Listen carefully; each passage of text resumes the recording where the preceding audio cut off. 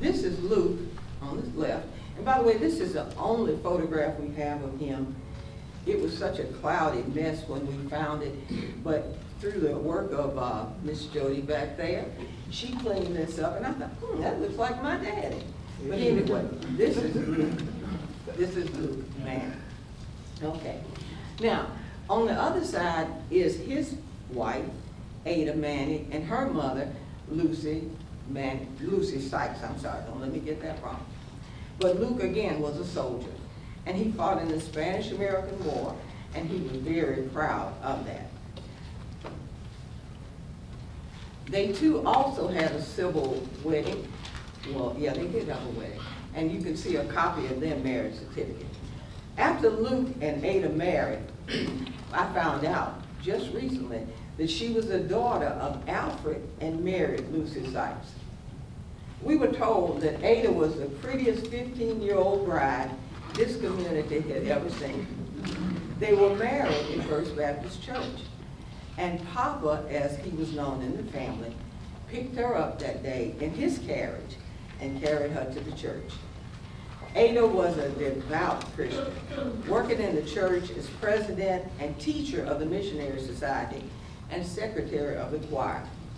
She was at church every time the doors opened, and Papa took her whenever she needed to go. But other than the day that they got married, Papa never set his foot back in the church. That was his choice. Now, my cousin Elma, that I was named for, was almost in tears as she told me stories about her papa and what he did. But the one thing that grieved her most was that he never became a Christian. Her story always ended in the same words with the same tears. Papa's not going to heaven. Luke believed in education. Okay. He believed in education, and long before there were public schools for African Americans, he sent his girls to a private elementary school that was entitled Miss Dilsey Ferguson School for Colored Children. My grandmother and her sister would graduate with an 8th grade diploma, and many of the families in the community just could not afford to send their kids to school. I also know that Luke was an entrepreneur, working as a blacksmith and also using his horse and buggy to transport people in the community. That was probably the first cab service we had. He had a strong work ethic, and he encouraged others to be the same way. He had little time for what he called lazy people. Years after his death, we would find horseshoes in the coal house and would wonder where they came from, how they got there. And we had no way of knowing at the time that these were actually horseshoes that he had used in his business. It's always hindsight. Had we known then what we know now, we would have saved them, but we did not. Now, Luke and Ada had 3 children: Annie Lee, King David, they called him Buddy, and my grandmother, Mary Louise Ellis. Now, I want to tell you a little bit about the direct descendants of David Manning. Annie Lee was a skilled seamstress, and she worked as a presser for Fred Forehand's dry cleaners in Nashville, Tennessee. She was so talented that she could go downtown and look in the windows of Harvey's or Kane Sloan and go home and cut out a pattern from newspaper and replicate the clothing she saw on display. She worked at the cleaners until she married her second husband, Benson Tillow, who trained walking horses.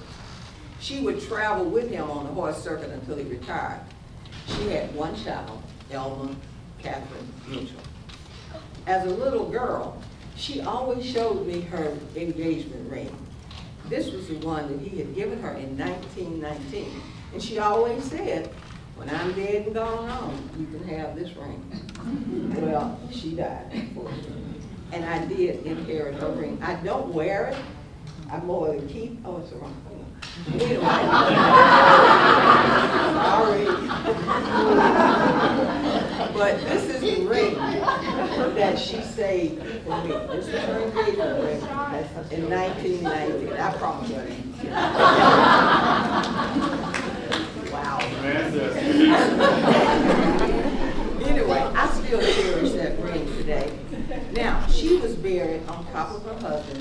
Toms River Cemetery as well. King David married. Buddy was married but never had children. He was employed at the Seward Air Force Base in Smyrna, and if you're as old as I am, you'll remember that. But we had no idea what his role was at the base. He was buried at Benevolent Cemetery off Church Street. If you remember where Church Street the railroad goes over the railroad track, right? If you're familiar with that. And it ran right through the cemetery. And of course, Andrew at the time was a little boy over there. And he'd see the train going, and he also knew, I had told him about my grandmother and all of them being buried over there. So Andrew proudly named that train the Graveyard Choo Choo. Now, my grandmother, Mary Louise, had 2 children, William Lee and Geraldine Black. It's spelled Geraldine, but they pronounced it Geraldine. Don't ask me why. William Lee was my father. Now, my grandmother was employed as a domestic and worked for many years for Tillman Haynes of Haynes Hardware. She was known for her culinary skills and especially her coconut cakes. In the neighborhood, she was a beautician and also worked in that capacity for Scales and Sons Funeral Home. Her request was to be buried at the Benevolent Cemetery along with her mother and brother, even though the Evergreen Cemetery was now open to blacks. I should have let Andrew do this. This is Annie Lee's daughter. This is my namesake. This is Elma Catherine Mitchell Sutherland. Now, Elma qualified to graduate summa cum laude from Holloway High School in 1936 and from Tennessee A&I State College in 1941. She also won the English writing competition her sophomore year at Holloway and was awarded a necklace from E.C. Holloway, one of the people that the school was named after. And this is what she won. It's a little short for my name, but this is hers, and I have kept it all of these years. In the back, it's engraved to Elma Mitchell from E.C. Holloway, but I keep that. Now, she would return to Holloway, where she taught English after graduating from Tennessee State, what is now Tennessee State University. She taught English for several years as she made her transport between Nashville and Murfreesboro, because she actually lived in Nashville. But she would travel on the bus every day to come to Murfreesboro to teach. And her husband decided that was just a little too much. And he encouraged her to move home and find a job. So she did, and the job she took was as head stenographer in the pathology department at Meharry Medical College. And of course, you see there, that's actually her diploma. You can see that, and that was her, one of her report cards, if you have it, and her graduation picture. Now, remember my grandmother had 2 children, William Lee and Geraldine. My dad graduated from Holloway High School in 1941. He enrolled in Tennessee A&I State College after graduation, but Uncle Sam called him, and he was drafted to serve in the United States Army in World War II. Geraldine was married to William Dickerson and made her home in Brooklyn, New York. She and her husband owned a dry cleaning business. They had 1 daughter, Enda Leah. This is actually a picture of their graduating class in 1941. If you look up in the upper right-hand corner, that's my dad, William Lee Black. Come down 3 more spaces, and that's his sister. My grandmother always said they were Irish twins. So they both graduated in 1941. I really asked my dad, I said, Daddy, did you actually get left in the grave? And he said, no, I didn't get left in the grave. But it was suspicious. Now, let's see. This is a picture of one of the pictures of my dad as he was serving. He served in Germany, Africa, Italy, and France. He said he was a payroll clerk. And I said, okay. And I said, so what did that mean? He said, I had privileges. So, but anyway, he completed his tour of duty and returned home to Murfreesboro, Tennessee. This is my mother and my father. My mother is Bessie Helen Pillow. And of course, you see my dad. After they married, nobody knew this, but they became the parents of 11 children. My dad drove a cab for Kennedy Brothers Cab Company in Nashville for over 40 years before beginning his own cab business. Now, I was at TSU, right? So when my daddy would come down Jefferson Street and I'd see the cab, I'd say, oh my gosh. Simply because on his cab, and he was proud of that, his name was Fat Dad. They wouldn't have called me that. But anyway, and his number was 106. And I remember when I was in college, we called Daddy all the time. We need money, we need this. And when I called down, when I called down to the cab station, I said, I'd like to speak with William Black, please. And he said, who? I said, William Black? And he said, oh, you talking about Fat Boy? I said, yeah, Fat Boy, I need to talk to you. Anyway, my daddy went on to become a trustee at First Baptist Church, and he was so proud of that position. My mom and my dad are buried side by side in Evergreen Cemetery. Now, I told you we had 11 children. We get together often, by the way. At the top is my brother Darrell. He died in 1983 of lung cancer. The second one is my older brother Byron, who died in 2006 in a swimming accident. He was a captain with the Murfreesboro Police Department at this time of death. The next picture shows all of us except Darrell at my son's wedding reception here at the country club. And of course, down at the bottom are the 7 girls.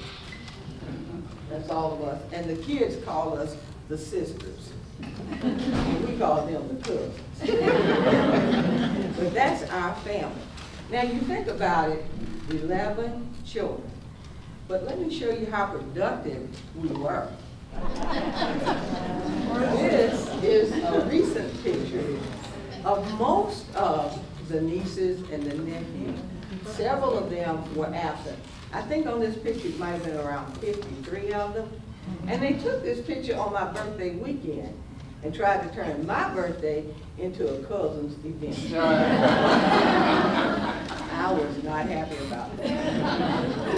Now, I want to tell you a little bit more because in 2012, I worked with John Lowell, who's at the Rutherford County Archives, and Dr. Brian Martin, a history professor at MTSU, and they began to develop the first exhibit at Oakland that acknowledged the lives of the enslaved people. Think about how long this had been a museum and how long nobody had ever stopped to think about the people who made this work. But they did, and I was very happy. Now, let me get the thing. This was the exhibit they had, and it was called Beyond the Plantation. And of course, you can see my grandmother and her mom. And the picture at the top is actually what they call a still. And that was, I'm not saying the right word, but anyway, a tintype, I think maybe.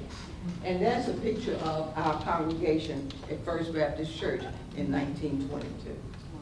Now, after Beyond the Plantation, I said, well, I guess I can go up there and see them. I guess that won't hurt me. And I did go. I was very apprehensive. I had no idea what they were going to present. But once I got here and I saw how they had represented my family, I was quite proud. Now, I don't know if you know, but if you have toured the museum over there, you're going to find pictures of my current family. They were taken on the steps and in the parlor in the mansion. And somehow or another, the day we took those pictures, I felt like I have come home. It was a very rewarding experience for me. Now, Another thing that happened. Last summer, C. Rose Smith, a visual artist and assistant curator of photography at the Memphis Brooks Museum of Art, visited the mansion. I think she got with James and, yeah, there you go, and secured permission to do that. She had lived in Boston and was friends with my son David. And David knew of her joy and her delight in videotaping and photographing old plantations. So when David told her about this plantation mansion here, she wanted to come. So they got permission and she came, and she actually had her picture taken. Oh, this is my house, I couldn't bring it. But anyway, she is sitting in the dining room in the mansion, this way, looking in the mirror at herself.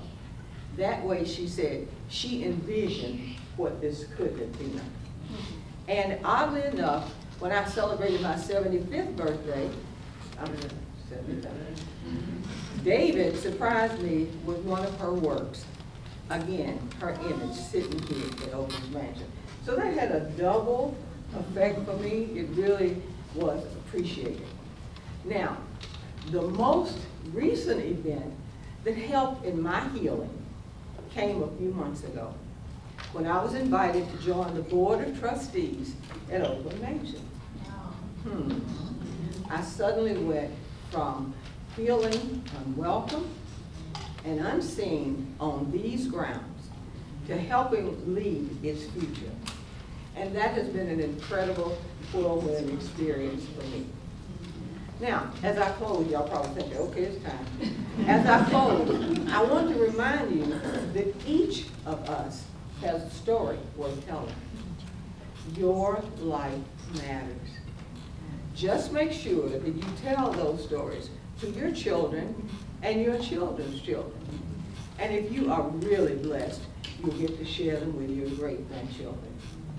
Write your stories down and add names to your photographs. That's the biggest block of finding anything. Nobody put names on pictures.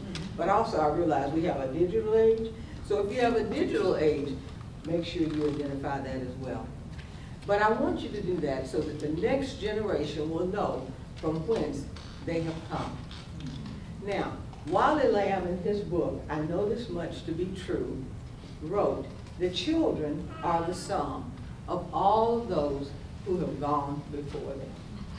So I stand here today as a great grand total of David and Lucy Bird Manning, Luke and Ada Manning, Mary Louise and Tom Black, William Lee and Bessie Black.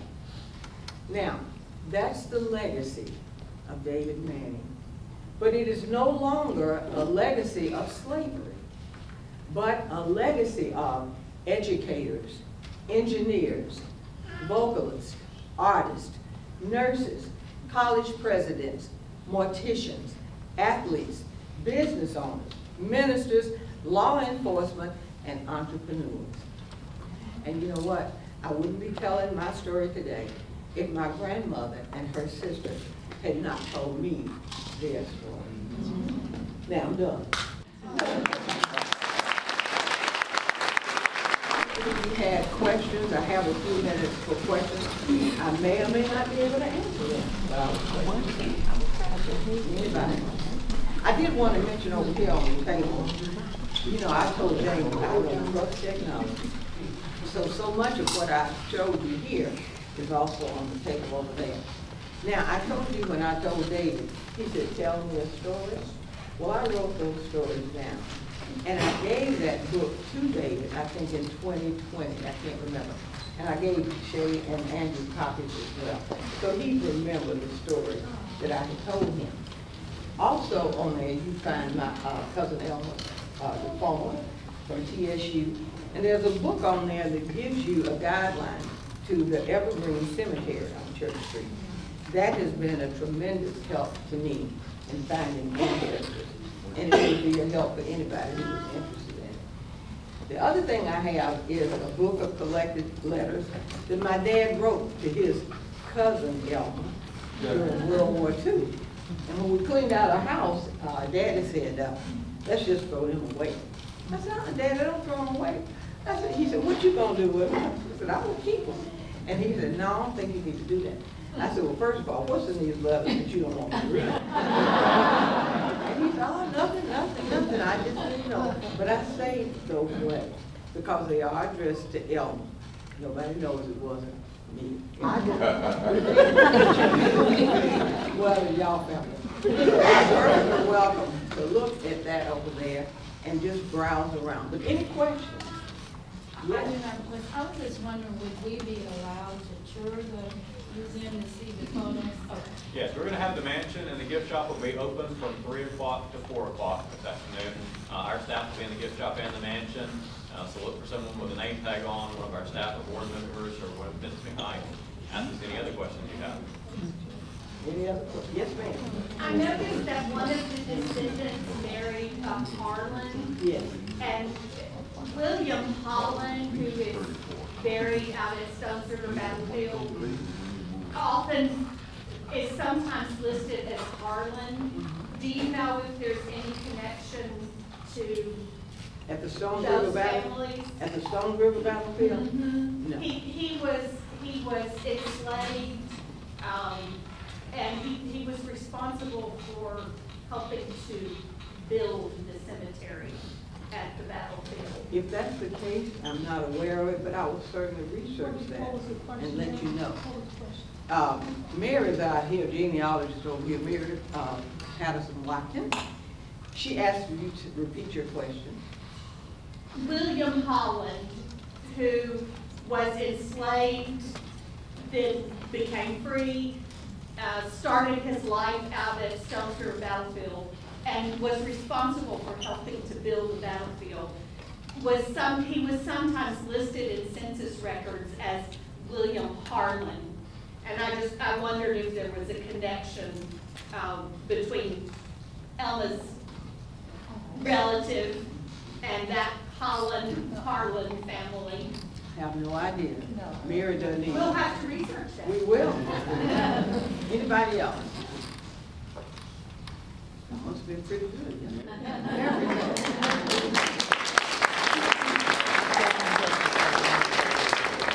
And I appreciate all of you showing up on a Saturday afternoon to share this with me, and I'm just heartfelt thanks to each and every one of you.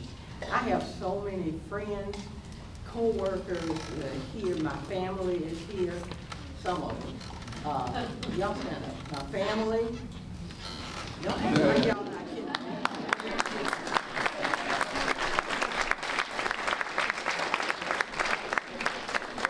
I won't make them stand up, but I have classmates, I have former teachers that I've taught with at different schools, and church members, former parents. It's just a delight to have been here with you today. So if there are no more questions, I'm going to take my seat.